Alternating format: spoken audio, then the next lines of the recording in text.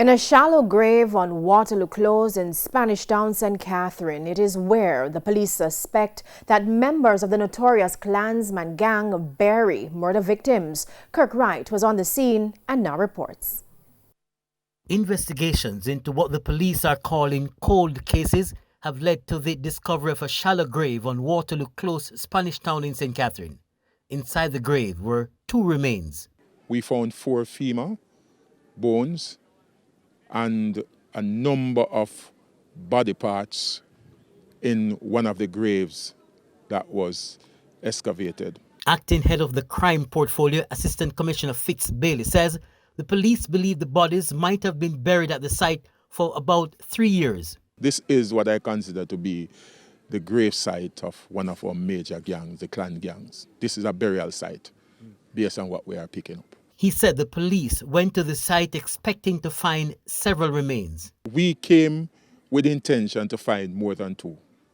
Based on our investigation and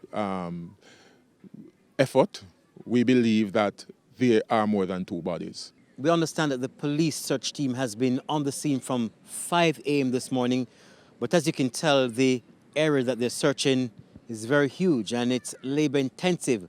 Right now, they're being assisted by the Jamaica Defense Force with a backhoe to clear the area so they can do proper search.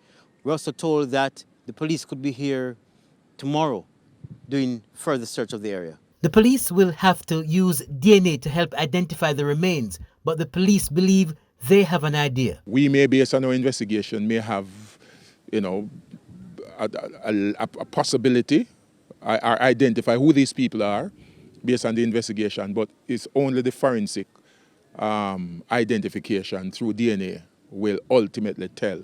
ACP Bailey says the police have gone to the Waterloo site on several occasions, the latest being 2 weeks ago.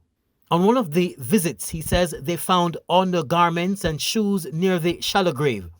The remains found today in a shallow grave on Waterloo Close is the second such finding in 2 months. Late last month, they uncovered 4 remains along the banks of the Sandy Gully in St. Andrew. Kirk Wright, TVJ News.